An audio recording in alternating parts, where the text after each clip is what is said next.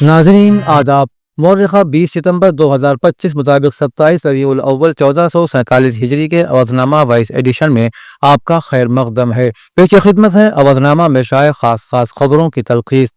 All India Muslim personal law board के मजलिस आमला का एक हंगामी ऑनलाइन इजलास सदर बोर्ड मौलाना खालिद सैफुल्लाह रहमानी की सदारत में मुनक़िद हुआ, जिसमें कहा गया कि all India Muslim personal law board मुस्लिम तंजीमें और उम्मत मुस्लिमा को दस्तूर की बुनियादी दफात से मुतसादिम और वक्फ इमलाक को हड़पने के इरादे से लाए गए वक्फ कानून के खिलाफ अवामी दबाव बनाने में कामयाबी हासिल हुई, जिसके असरात अदालत उज़्मा के अबूरी फैसले पर भी नजर आए। मजीद यह कि अदालत उज़्मा ने अपने अबूरी फैसले में कलेक्टर और हुकूमत की तरफ से नामजद अफसर के गैर मामूली अख्तियारात पर कदगन लगाकर एक अहम कदम उठाया है। सुप्रीम कोर्ट ने अपने अबूरी हुक्म में साबिका वक्फ बिल इस्तेमाल को तहफ़्फ़ुज़ अता किया है, जो यकीनन एक बड़ी कामयाबी है।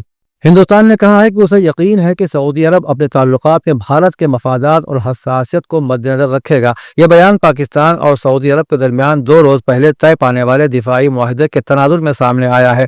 भारतीय वज़ारत ख़ारिजा ने वाज़ेह किया है कि दुनिया जानती है कि पाकिस्तान की दहशतगर्द तंजीमों जैसे जैश मोहम्मद और लश्कर तैयबा से कुर्बत है। तर्जुमान ने कहा कि दहशतगर्दी के खिलाफ भारत का मौक़िफ़ दो टूक है और वो आलमी बिरादरी से मुतालिबा करता है कि सरहद पार दहशतगर्दी के खिलाफ मुत्तहिद होकर कार्रवाई करे। बताते कि मुआहदे के मुताबिक अगर पाकिस्तान या सऊदी अरब में से किसी एक पर हमला होगा तो इसे दोनों मुल्कों पर हमला तस्वुर किया जाएगा। इलाहाबाद हाई कोर्ट ने जाली दस्तखत केस में मुख्तार अंसारी के बेटे उमर अंसारी को जमानत दे दी है। अंसारी को गैंगस्टर एक्ट के तहत जब्त की गई जमीन की रिहाई के लिए जाली दस्तावेजात बनाने और अपनी मां के दस्तखत करने के मामले में जमानत दी गई। जस्टिस डॉक्टर गौतम चौधरी ने जुमे को यह हुक्म उमर अंसारी के वकील और हुकूमती वकील की दरख्वास्तें सुनने के बाद जारी किया। इससे पहले 21 अगस्त को गाजीपुर की एडीजे कोर्ट ने उमर की जमानत की दरख्वास्त मुस्तरद कर दी थी, जिसके बाद उमर ने हाई कोर्ट से रुजू किया था। उमर अंसारी पर इल्जाम है कि उन्होंने जाली दस्तावेजात का इस्तेमाल किया और गैंगस्टर एक्ट के तहत कब्जे में ली गई जमीन की रिहाई के लिए अपनी मफरूर मां के दस्तखत जाली तौर पर बनाए।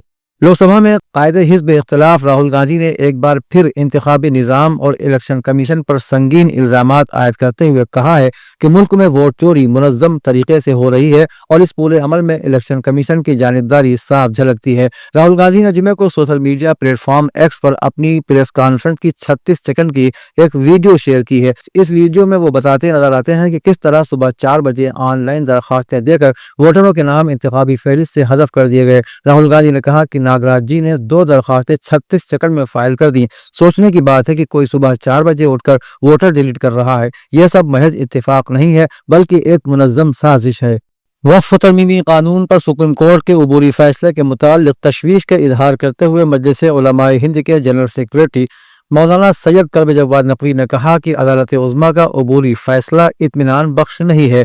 उन्होंने कहा कि हुकूमत ने अदालत उज़्मा के जजों को धमकाया और उन पर सियासी दबाव बनाने की पूरी कोशिश की है, जिसका असर इस अबूरी फैसले पर साफ नजर आता है। उन्होंने कहा कि जब हुकूमत के वज़रा चीफ जस्टिस और अदालत उज़्मा के तरीक़ाकार पर सवालात उठाते हुए उन्हें धमकाने लगे तो तशवीश मजीद बढ़ जाती है। यही वजह है कि साबिक़ चीफ जस्टिस ने वक्फ कानून पर कोई फैसला नहीं दिया। उन्होंने कहा कि वक्फ तरमीमी कानून की वापसी और हुसैनाबाद ट्रस्ट के तहफ़्फ़ुज़ के लिए उलमा और अंजुमनों को आगे आना होगा। वहीं all India Muslim personal law board की अपील पर मुल्क भर के मुसलमानों ने जुमे को यौम दुआ का एहतमाम किया, जिसमें वक्फ इमलाक के तहफ़्फ़ुज़ और वक्फ तरमीमी एक्ट 2025 के खिलाफ सुप्रीम कोर्ट में जारी मुकदमे की कामयाबी के लिए खुसूसी दुआएं की गईं। जामा मस्जिद ईदगाह लखनऊ में जुमे की नमाज से पहले खुतबे में मौलाना खालिद रशीद फिरंगी महली ने नमाजियों के बड़े मजमे को खिताब करते हुए कहा कि वक्फ इस्लामी शरीयत का एक अहम हिस्सा है और यह मामला इस वक्त सुप्रीम कोर्ट में है।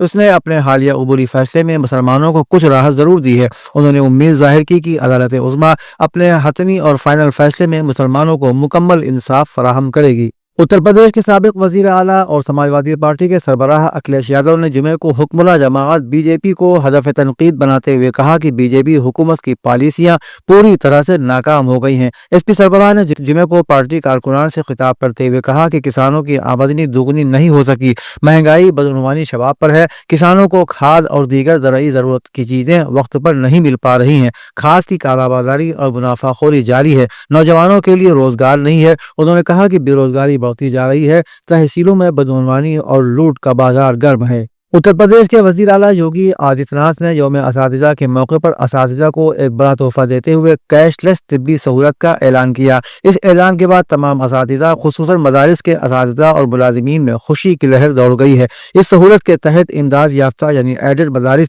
بنیادی، متوسط، اعلیٰ تعلیم کے اداروں کے ساتھ ساتھ سماجی فلاح اور اقلیتی فلاح کے محکموں کے تحت کام کرنے والے اساتذہ اور ملازمین بھی مستفید ہوں گے۔ اس سلسلے میں مادھمک شکشا پریشد اور اقلیتی بہبود محکمے نے باقاعدہ سرکاری حکم نامہ جاری کر دیا ہے۔ اودھ نامہ کے جہانما صفحے کے مطابق امریکی سینیٹر چیف مرکلے نے ایک سینیٹ قرارداد پیش کی ہے جس میں واشنگٹن سے مطالبہ کیا گیا ہے کہ وہ ریاست فلسطین کو باضابطہ طور پر تسلیم کرے۔ یہ قرارداد سینیٹ میں اپنی نوعیت کی پہلی قرارداد ہے۔ سینیٹر چیف نے جمعرات کو ایک بیان میں کہا کہ فلسطینی ریاست کو تسلیم کرنا نہ صرف ایک عملی قدم ہے جو امریکہ اٹھا سکتا ہے تاکہ فلسطینیوں اور اسرائیلیوں کے لیے آزادی، وقار اور سلامتی کے ساتھ جینے کا مستقبل بنایا جا سکے، بلکہ یہ اخلاقی طور پر بھی درست ہے۔ انہوں نے کہا کہ یہ امریکہ کی ذمہ داری ہے کہ وہ قیادت کرے۔ یہ قرارداد امریکہ سے مطالبہ کرتی ہے کہ وہ بین الاقوامی قانون اور دو ریاستی حل کے اصولوں کے مطابق ایک غیر مسلح فلسطین کو ایک محفوظ اسرائیل کے ساتھ تسلیم کرے۔ سوڈان کی نیم فوجی فورسز نے دارفور میں بے گھر افراد کے کیمپ میں ایک مسجد پر ڈرون حملے کے نتیجے میں 75 افراد کو ہلاک کر دیا۔ یہ بات اس مقام پر کام کرنے والے ایک امدادی گروپ نے بتائی۔ یہ حملہ جمعے کے روز اس وقت ہوا جب نیم فوجی ریپڈ سپورٹ فورسز نے دارفور کے مرکزی شہر الفاشر سے فوج کو نکالنے کی کوشش کی۔ ابو شوق کیمپ میں ایمرجنسی رسپانس گروپ کے مطابق ڈرون نے ایک مسجد کو نشانہ بنایا۔ گروپ نے اپنے بیان میں کہا کہ مسجد کے ملبے سے لاشیں نکالی گئیں۔ دوسری جانب سیٹلائٹ تصاویر سے صاف ہوتا ہے کہ نیم ریپڈ فورس اپنے محاصرے میں ہونے والے الفاشر میں پیش قدمی کر رہی ہے۔ پاکستان کے شوری زدہ جنوب مغربی علاقے بلوچستان میں چند گھنٹوں کے وقفے سے ہونے والے بم دھماکوں میں کم از کم 8 افراد ہلاک اور تقریباً 2 درجن افراد زخمی ہو گئے۔ حکام نے بتایا کہ پہلا حملہ بلوچستان کے ضلع تربت میں ہوا جب ایک خودکش بمبار نے اپنی گاڑی کو سیکیورٹی قافلے سے ٹکرا دیا۔ ایک پولیس اہلکار کے مطابق اس حملے میں 2 سیکیورٹی اہلکار ہلاک اور 23 زخمی ہوئے۔ ایک سرکاری منتظم امتیاز علی نے بتایا کہ اس کے چند ہی گھنٹے کے بعد افغان سرحد کے قریب جنوب مغربی شہر چمن میں ایک اور کار بم دھماکہ ہوا جس میں 6 افراد ہلاک ہو گئے۔ کسی گروپ نے فی الحال ان حملوں کی فوری طور پر ذمہ داری قبول نہیں کی ہے، لیکن پاکستانی طالبان اور بلوچ علیحدگی پسندوں پر شبہ کیا جا رہا ہے۔ اودھ نامہ میں شائع مضامین کو مکمل طور پر پڑھنے کے لیے اودھ نامہ .com پر وزٹ کریں۔